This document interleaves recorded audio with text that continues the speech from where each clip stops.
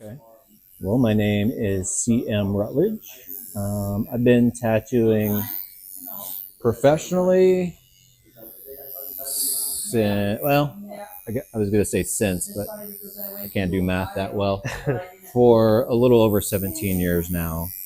Um, and really, I guess how I got started is I think the very first tattoo I ever saw was a hand poke that my brother did on himself on his arm, and it said Ozzy.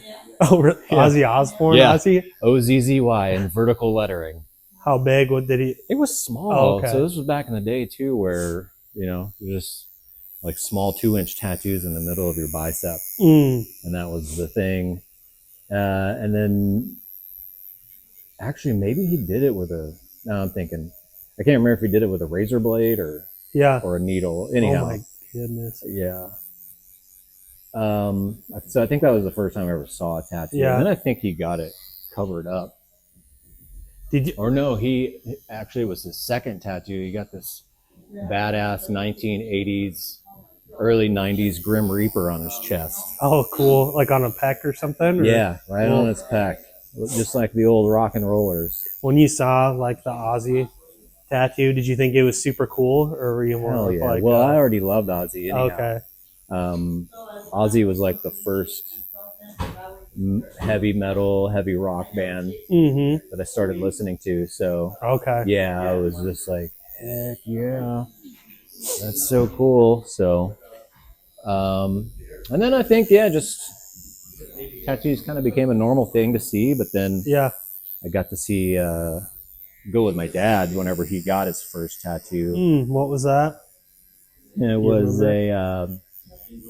was a dragon with boobs and like long tongue coming out, and it was just a little pin that he had. Okay. That you would like pin to your motorcycle jacket or whatever. Yeah. Yep. To your Harley jacket, and he took it to the dude.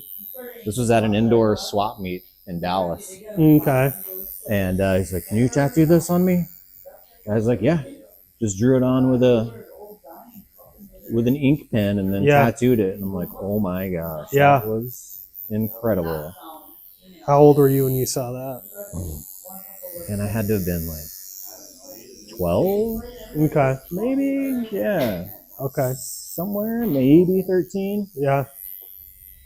I know it blew me away. You told me, did you get your first professional tattoo? Was it from that guy? I remember it wasn't from that dude. Okay. So, but then I got to, because I'd just go hang out with my dad in Dallas. Obviously, grew up in Texas. Yep.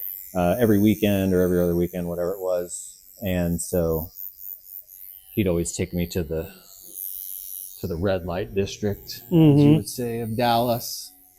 But so I got to see him get a second tattoo, which was done in a legit shop in downtown Dallas. And that dude is the one who did my first tattoo for my 15th birthday. Cool. Yeah.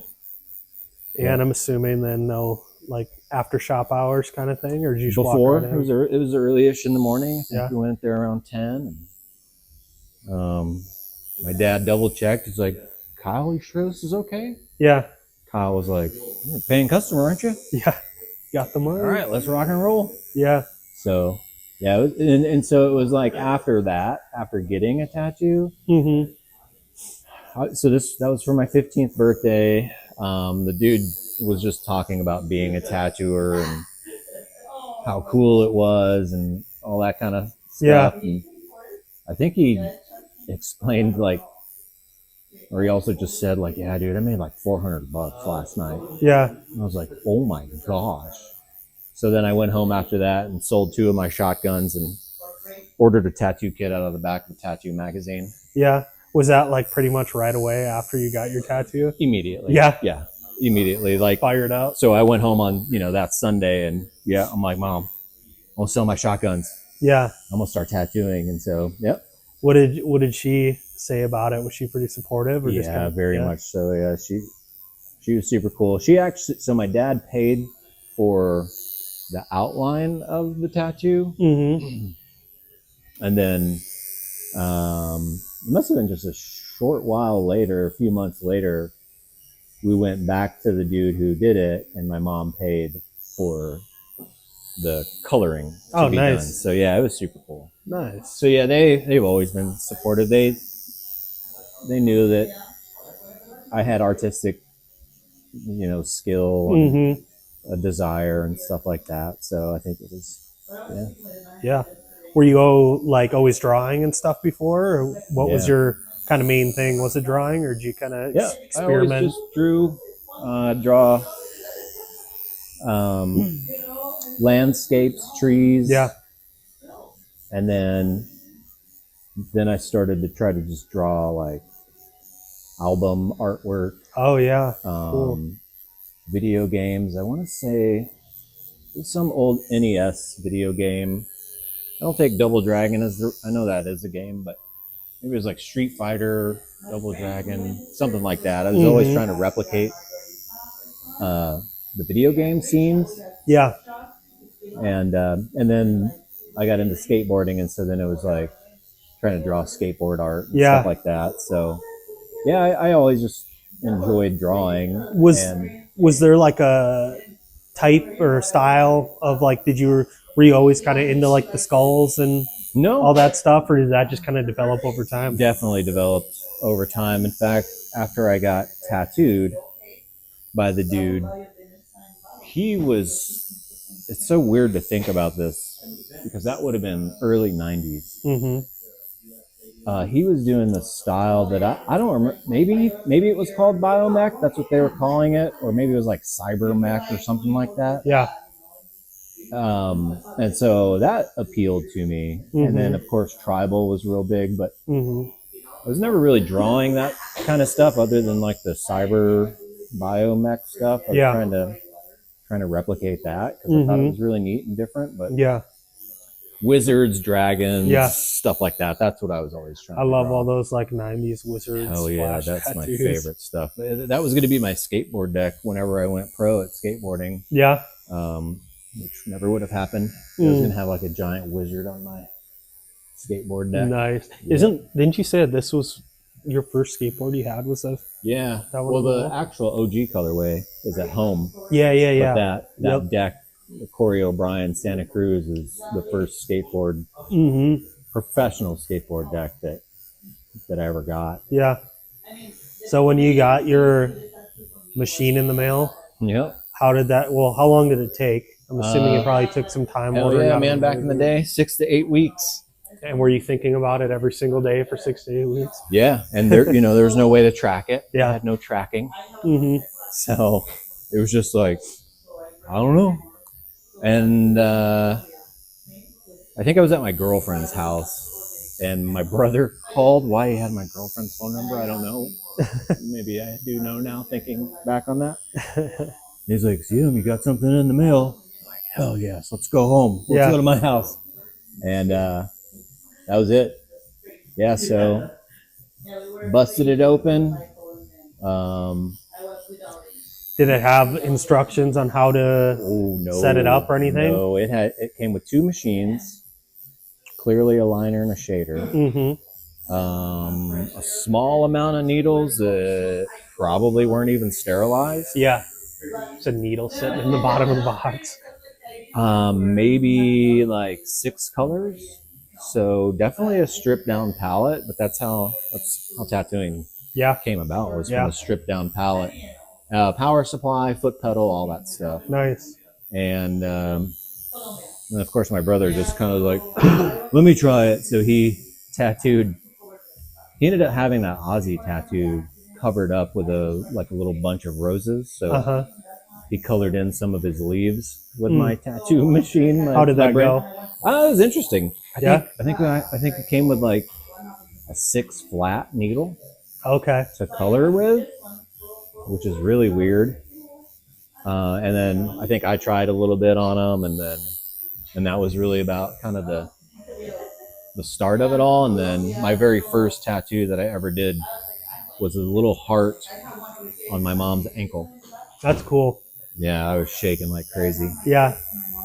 It was I know you told me that before previously, and it's funny too. It's like my mom, has no tattoos. Yeah. And she told me that she wanted one for me, and I gave her a heart No as way. well. Yeah. And she was like, "This is like, I love it, but I don't need any other tattoo ever." It's like this big, like on her back, like right my here. gosh. Like that's it. I thought it was funny when you told me that.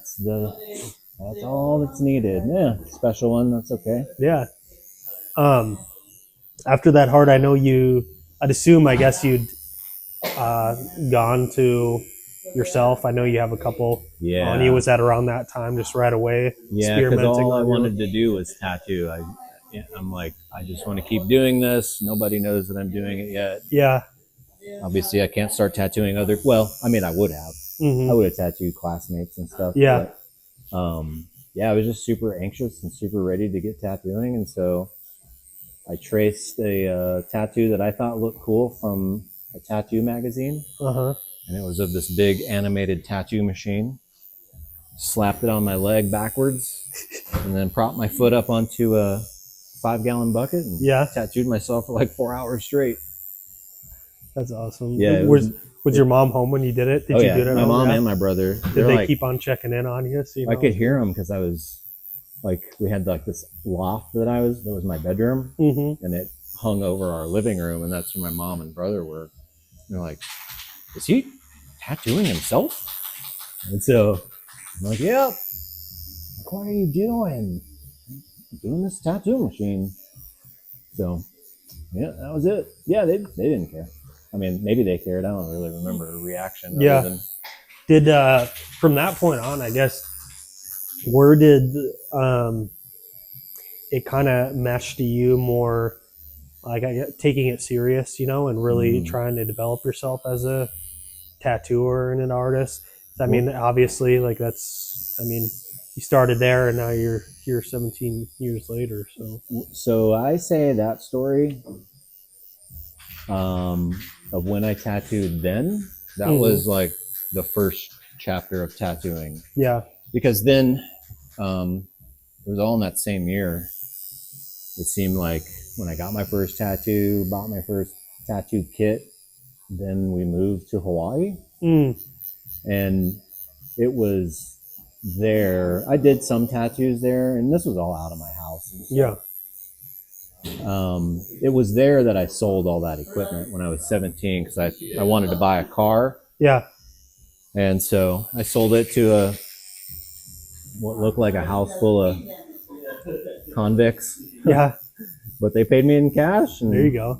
I never bought a car. And so then, it was like many years later, probably 27, 28, where I got the itch to tattoo again. And so now that's kind of this chapter of tattooing. Yeah. So I've had a couple of chapters of that. And I think, honestly, it's stupid to say, but we got a nice tax return one year. And so I want to buy tattoo equipment again. Because my wife and I want so many tattoos, I may as well just do them. Yeah. So pretty much the same story, except I got to order the tattoo kit from the internet this time. And I don't think I really knew what the difference was between the machines that it came with. I didn't know how to tell the difference between a liner and a shader. So I could have been doing lines with a shader and shading with lines back then. But I don't know, I just loved it. I loved being able to, just like create this thing, and it seemed like a cool way to hang out with people and obviously do art and then that passion just never went away. So I kept wanting to learn more and get better, and so I just kind of kept after it and consumed anything tattoo related. And I even started going into shops around town and asking if they'd give me any pointers or help, and of course they said no, which is good. But did you tell them that you were like tattooing out of your house and stuff too? Yeah, absolutely. So I'm surprised I wasn't treated worse. But I just, again, I had a desire, so I just kept going. And ended up wanting to go to a tattoo convention up north. And so I had brought one of my clients. I was doing like a pretty large scale tattoo on, And is this still before you were like working in a shop? yeah, Okay. yeah, I was still tattooing out of my bedroom in our apartment Yeah. at that time, and a shop owner from the town in the Brainerd area, he was up there too, and it must have been then that he saw that I was like serious, Yeah. and putting myself out there, and trying to dive into it. That I think that kind of caught his attention. Yeah. And so then my next strategic step was to get tattooed by him. Yeah. And I think that's when we kind of started to become buddies, because it was shortly after that he offered me a job tattooing. Nice. And that's where I consider my 17 years ago started, was that opportunity. So I had self-taught, beat my head against the wall for a couple years prior to getting that opportunity. So And was that with Brandon at One Life? yeah, it's Brandon at One Life in Brainerd. Yep.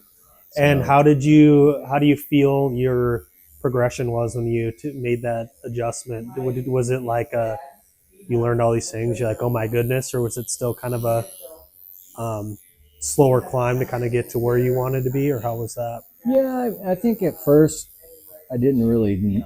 The only place that I wanted to be was just tattooing all the time. Okay. And being able to earn a living doing it. Yeah, absolutely. And so getting to, and obviously I felt like what came with that was, I always wanted to be better. And I figured in order to make a living, you got to be better. So all those things kind of came to fruition whenever I got to start at One Life. Yeah. I got to see how dynamic tattoos were made, and Brandon showed me some sweet secrets and tips and tricks that really just catapulted my work. And then and plus they had the best, and still do have the best reputation in the area. So there was never really a lack of work. Yeah, absolutely. To continue to grow on. And with anything, I mean, if you just keep doing it, obviously, naturally, like you're just going to get better and get better. Right. And how long were you over there at One Life? Must have been close to 5 years. Oh, cool. I ended up, starting there on a part-time basis. Still had a full-time job that I would work pretty much 9 to 5, and then go to the shop and tattoo from like 5 to whenever.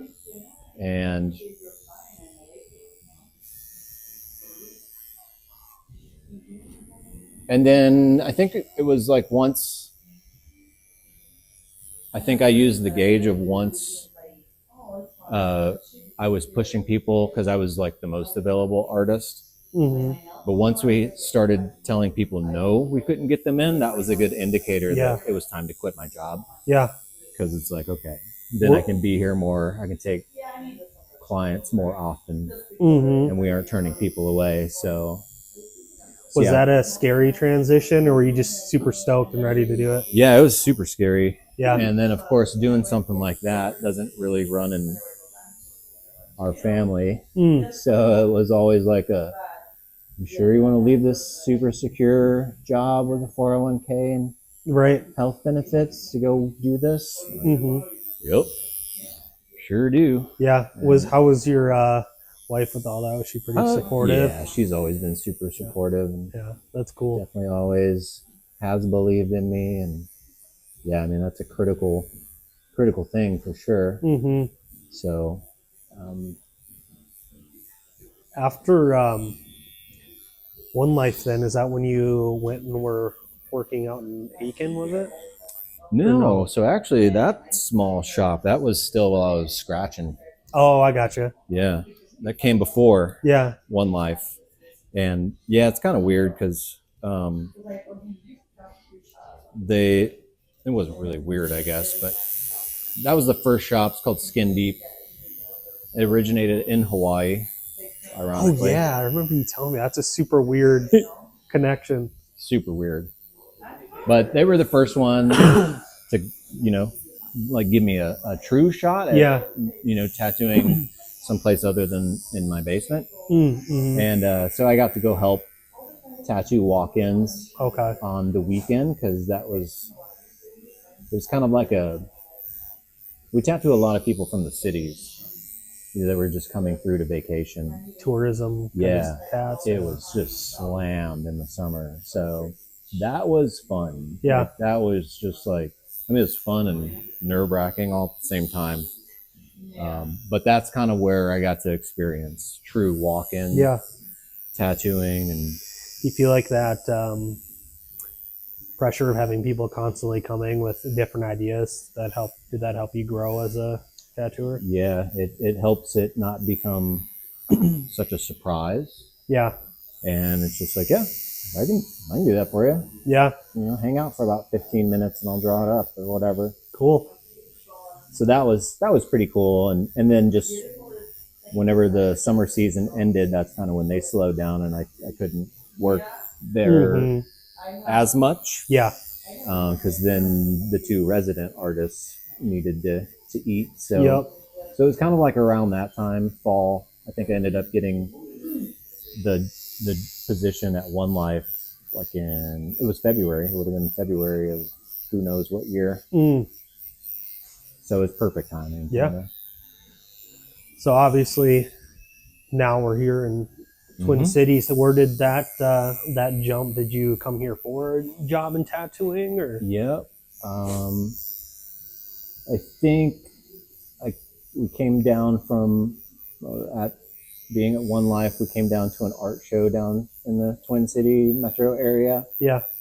And it was just seeing how heavily tattooed people were that really caught my attention. And not that there weren't people like that up north, but it was still kind of like, well, if you are tattooed heavily, we won't hire you. Yeah.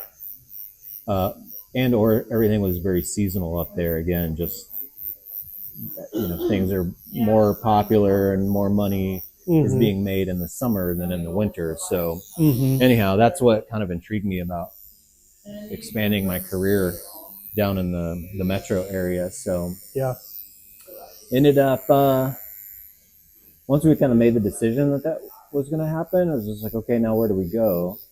And I was doing a convention, actually sharing a booth with another shop that's down in this area at the Minneapolis convention. And I was talking to the owner of Beloved Studios, which I actually met him when I was scratching and tried to get pointers from him, and he didn't really give me anything helpful. Yeah. Which, again, I understand why. Right. But I grew to know him and his crew just from doing conventions over the years. And then, again, we were at this convention together, and I was just chatting with him, and he's like, yeah, man, like I got a couple spots open right now. And I think I was just asking how the shop was going. He wasn't really headhunting. Yeah. I'm like, dude, I'm looking. And then that was it. So moved our whole family from the Brainerd Lakes area down to the metro area. Huge move, huge shock, but it's been awesome. So, and then, spent about 5 years there and felt like it was time to see if I could make a place for myself, and then also just my fellow tattooers. Is that where Lady Liberty became, was after that 5 year? Yeah. I kind of always, I guess, knew or assumed that I would maybe end up having a shop, but I didn't want to do it too early. I just wanted to learn more before I kind of blindly made the step, because I didn't want to fail. And so once the time felt right and I felt like my client base was built up enough, that's when I decided to officially branch out and open Lady Liberty Tattoo in 2017, February 2017. And this has been your location since you've opened, correct? Yeah. It's right down here. Yep. Whenever I was looking for a shop, I'm like, I want a place that makes sense for years to come. Yeah. because I don't want to. I don't want to have to move. Yep. I don't know that that's a good thing for a small business to do. Is Yeah. to kind of establish in a place and then up and move a couple years later. So, yeah, been here in just the small town of St. Paul Park, which is about 20 minutes south of St. Paul. Quaint little area. Yeah. And that was part of my goal. I wanted to find a chill, quiet place that clients could come and hopefully feel like at peace, and not have to worry about parking or getting shot or Yeah. no traffic. And that definitely gives you the opportunity to create the environment you want, which definitely you made a great choice down here. Yeah, thank you. Beautiful storefront. And I'm super lucky. Like this was the third location, and if it didn't work, I was going to table the idea of opening a shop. Oh, really? Would you just kept on working like at Beloved or something? Yeah, or? Probably would have just waited a couple more years. Yeah. And to see if anything else developed. Yeah. But and I'm like, no way is this spot going to work out. It's only a mile away from my house. Too perfect. And nothing goes that well for me. But it did this time. And the landlord's been amazing. And we've been here for 7 years. Nice. So, yeah. What's it like going from, I guess your responsibility to be just doing tattoos to running a business and, having other people working for you and all that? What's that like? Well, I guess one thing that I'd like to highlight there is I try not to ever use the language work for me. Yeah. I'd like to say work with me. Okay. Because, that's it. The opening a shop was a two-part goal. One, I wanted to make obviously a great, comfortable space for clients. Yeah. That hopefully was warm and welcoming and made them feel special. Made them feel special and at home. And because without our clients, we cannot do what we do. So I feel like we should give them as good of everything as we can. But then also, I know what it's like to be an artist and wish you could make more money, wish you could be making more money. So I wanted to open a shop that was semi-affordable, to where then I could hopefully pass on those savings to fellow artists that work here. And my goal is to try to keep as much money in their pocket as possible. And not just line mine and build a beautiful nest egg for myself. Because I've felt that way in the past, and I didn't like how that felt. So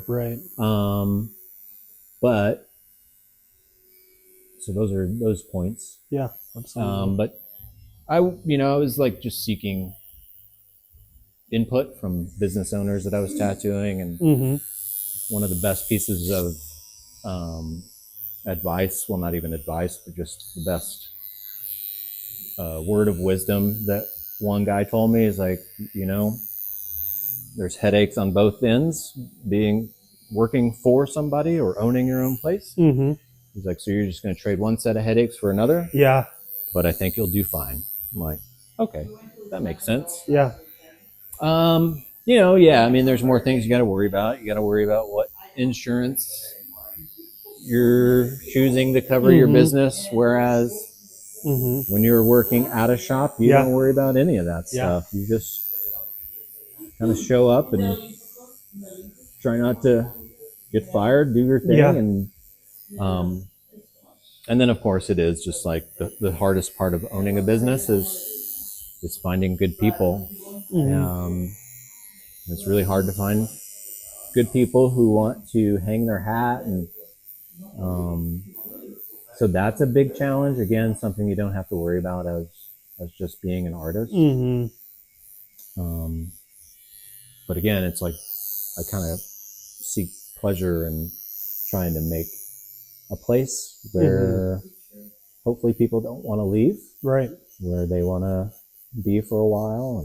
And Nye's been here for almost 5 years, so I hope I mean, that's pretty encouraging to me. Yeah. So hopefully that's what I've created. But yeah, I mean, I don't know. It's once you kind of get in the groove of knowing your design process and how to prepare for a tattoo, you know, making a phone call to change internet is just, It's what it is. That's that headache part. Yeah. And I'll take that over feeling like I'm getting robbed Yeah. every month, paying this crazy amount of booth rent to somebody who I feel like is just building a nest egg for themselves. Right. You ever feel like, I guess from what you said, probably not, but that it ever, like having the responsibility of running a business where that ever gets in the way of like your art or just like creative process at all? During COVID, it sure did. Yeah. Because that was what the concern was. It wasn't even like I probably didn't even draw at all. Yeah. During COVID, it was more like, how do I survive this? And Yeah. how do I get us open again so that we can work and see because our clients were super game. They're like, man, I'll come in whenever you're ready. Yeah. So it was just like there was all this work just sitting there waiting for us, and so but yeah, I don't think like it's been distracting from the creative part. Yeah. I suppose it could be from time to time, you know, like we're getting ready to do like this remodel refresh inside the shop, and I'm super jacked about it. I'm not stressed at all. I know there's going to be stress, but I guess thankfully we've done it once by opening the shop. Yeah. You know what to expect a little bit. Yeah, exactly. It's not going to be as much of a surprise, and you know, I think I guess there's definitely times where you kind of run into a rut of creativity and creating, for sure. But I don't feel that the shop, or maybe if there's been some personnel issues, that can get distracting and stressful. But really, I mean, I haven't had that thankfully in the last couple of years, so it's been pretty good, pretty smooth sailing, and feel pretty okay about. And I mean, like no matter what you're doing, any artist hits those points, and like I feel like for me, like it's always something else that maybe I'm just ignoring that's going on. Sure. And then I'm like, I just can't think of anything to draw, and I'm like, oh, maybe I'm just have some responsibilities that I need to take care of or something, you know? Yeah, my brain's working overtime to worry about this other thing. It's preoccupied. Yeah, there's less margin in there for it to. Your brain's working overtime to figure out how to handle stress rather than being creative. Right. Have you seen the craft of tattooing transition over time throughout your 17 years? It seems like, just from my very small knowledge and what I've seen, it's over the time that you've been tattooing, everything is, I mean, it's exploded. You know, shops are popping up everywhere. Yeah. We were just talking about this morning, tattoo brands and stuff going, you know, just corporate routes and everything. Yeah. Kind of, I guess, how things change for you, and what have you seen? Because some of the bigger things. That's a good question. I want to say probably the biggest change that I can clearly see is, you know, one of the benefits of getting to work with an established shop like One Life was now I get to learn all the legit places to sell tattoo equipment. Yeah. And I mean, there were really few non-legit places that you could buy tattoo equipment. Well, basically what I mean by that is places that would sell to the general public. Yeah. There was only like 2, maybe less.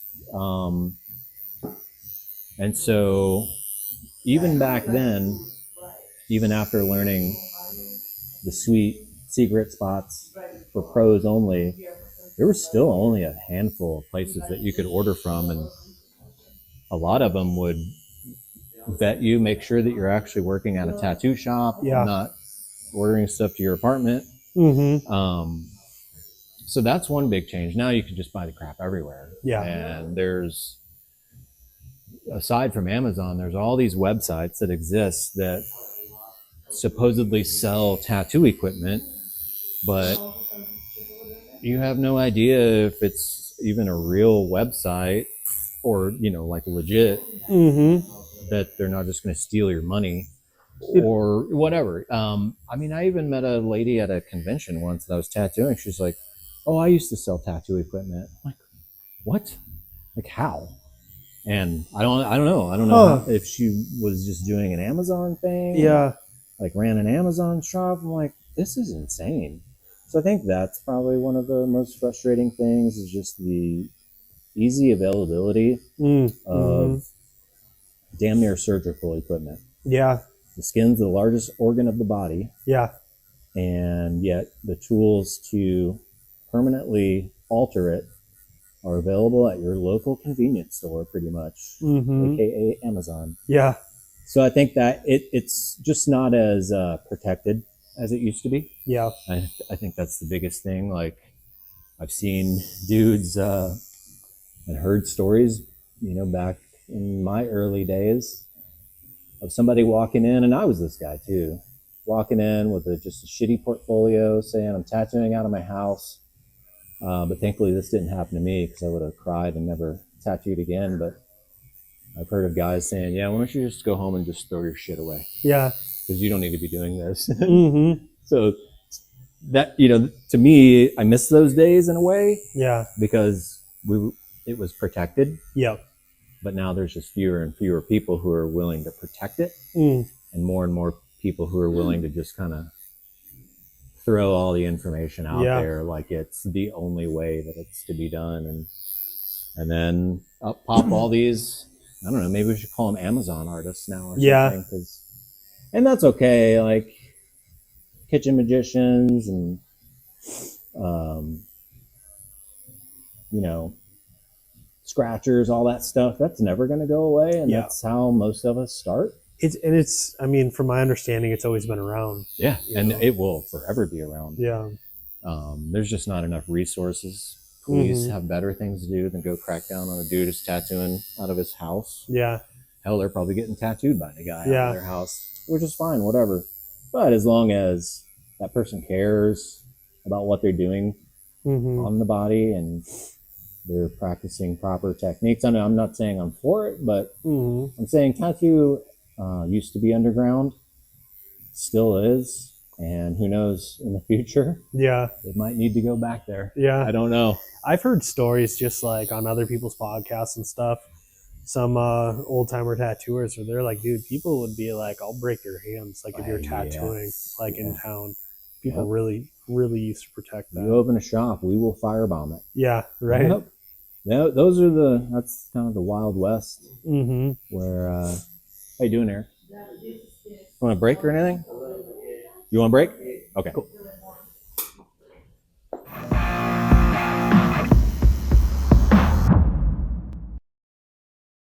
Yeah, I feel like too, Instagram definitely can build a whole lot of false like confidence with people on there. Just like, look at what I'm doing. Yeah. And then again, Amazon, you're like, oh, I can order everything I could ever need on Amazon. Yeah, I can, and I can get it in 2 days, and you know, nobody's going to ask if I'm a real tattooer, or if I work at a shop, or if I have a license. You know,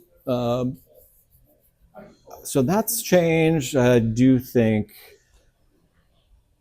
I guess a good and a bad thing that the tattoo shows have done is, the good is that it's put this business, craft, industry, whatever you want to call it, that used to be in the shadows, right into your living room. And so I think then that helped people realize, like, oh, this isn't as scary as I've always been told it is. Yeah. And so I think from that came this huge wave of clientele. But then the bad part about it, and honestly, it kind of, I'm part of this too, is like, oh, I want to do that because that looks cool. So it also brought in an influx of tattooers, which isn't necessarily a bad thing, but they brought in a lot of tattooers who don't care. Yeah, I can muddy the water. Yeah. Mm-hmm. They're just looking for the, I don't know, rock stardom and the money and the cool title to put on your Instagram profile of tattoo artist versus like, you know, I'm a tattooer, but I really care about people more than that. So I'm going to try to do tattoos, yes, but do them ethically and do them well. Try to give the client the best of me and something better than they ever expected. Yeah. So it also seems like there's maybe like tattooers who really want to build a legacy for themselves. And then there's what you're saying, just I need to make some money. This is how I'm going to do it. Where like obviously you care about how your piece is going to look in 10 years. Sure. Where some people be like, I'll do that. What I don't care. I'll just do it $100. Yeah. Yeah. And they right. And that's a big thing too. But I think that's where ethics come into tattooing. And that's, we need to have the integrity enough to say, yeah, that your idea, we can do it, but it won't work and it won't last. And I care about that more than you handing me money at the end of this transaction. Right. Because these people have to live with this stuff forever. Yeah. And you know, we might get to post it on Instagram and that's as far as we'll go.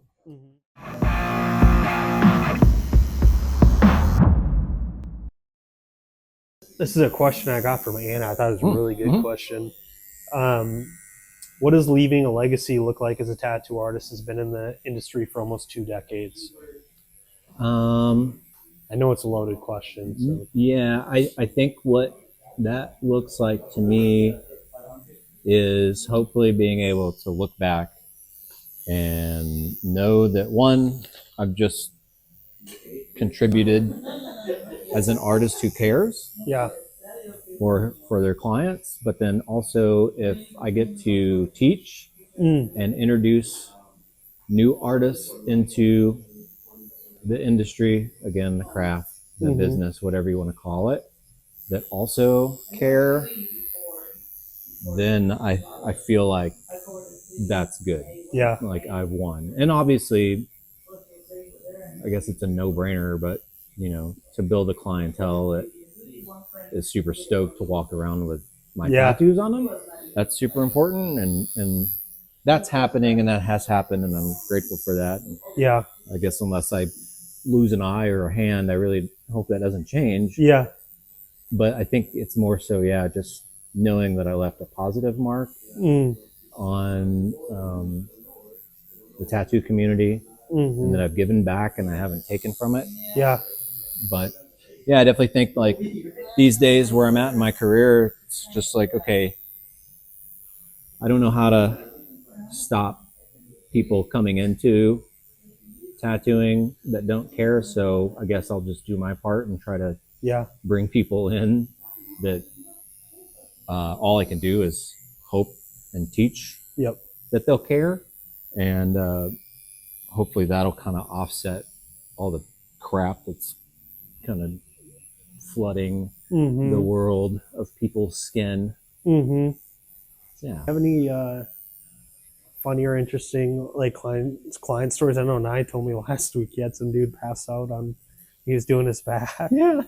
Well, he blamed that on me too. He's like, dude, you're bad luck. I'm like, you know what? Actually, I was already thinking that before you even said that. Yeah. Like, is it me? Yeah, lots of passing out people. I for some reason, like, I just never realized how common of a thing that was. The first time it ever happened to me, this was at One Live. I won't tell the real scary story, but not yet, at least. But I was tattooing this dude's inner forearm. It was his first tattoo. And so I'm like super focused just on the body part, looking down, looking at what I'm doing. Yeah. And his arm just kind of like slowly rotates. And I'm thinking, what the hell is he doing? Like, he needs to stay. And I look up and he looks dead. Yeah. Like he's just like eyes are wide open. Oh and my he's goodness. Just lifeless. And his girlfriend's with him. And she's like, oh, honey. I'm like, oh, I think he just passed out. And she was freaking out. And then he goes from looking, again, just so lifeless Yeah. head tipped back, mouth wide open, to going, what the hell just happened? Yeah. Dude, you passed out, man. Oh, yeah. Oh, You didn't did I? have to. Did you have to like shake him awake or anything, or No, come he just to? kind of came to on his own Yeah. a little bit. And yeah, it was the trippiest thing. But I mean, that one's a pretty common, but I mean, I've seen people who weren't even getting tattooed pass out. Just from needles or blood or maybe who drugs, God I don't knows. know. Yeah. But I guess another good one is that I did this dude's first tattoo, and all he wanted for his first tattoo was the Mountain Dew logo. No way. Yep. When was this? This was back in One Life days. Yeah. And his wife actually set up the appointment for him. I'm like, all right. Right next to his tribal dragon. No, this was his first and only yeah. tattoo. And so I was telling the dudes in the shop that day, I'm like, here's what I'm doing. I'm like, this dude better walk in looking like he's sponsored by Mountain Dew. Yeah. He walks in with a Mountain Dew shirt, Mountain Dew hat, and he had like one of those 1 liter bottles of Mountain Dew in his hand. Shitting me. Oh my God. Like, all right, you deserve this, man. So we did the Mountain Dew logo on him. It was awesome. That's one of those things where like I'd love to see that person now. See, you know? Yeah. Uh-huh. Well, and I think for the reference, his wife, when she set the appointment up for him, she pulled out like a label that they had cut off from a bottle. I was like, this is exactly what he wants. I'm like, Cool. Okay. Yeah. Can do. That's awesome. Cool. Well, I looked and we're kind of like around that hour mark. Oh, damn. So I think it's first good Yeah. pilot episode. I'm stoked. You have anything else that you wanted to touch on before we close out? You know, if you're tattooing from home and just want to know where to buy good tattoo equipment, Fleet Farm, it's always the place that I would go to. Yeah. This episode, in fact, is sponsored by Fleet Farm Tattoo Equipment. You can find it right next to the let's see. You can find all of your tattoo equipment at Fleet Farm, right next to the cattle birthing section. They carry inks as well and needles. Yeah, and Ace Hardware right next to the plumbing equipment. The paint store. Yeah, it's a couple aisles over from the paint aisle. Yeah. Cool. That's it. Awesome. Adios.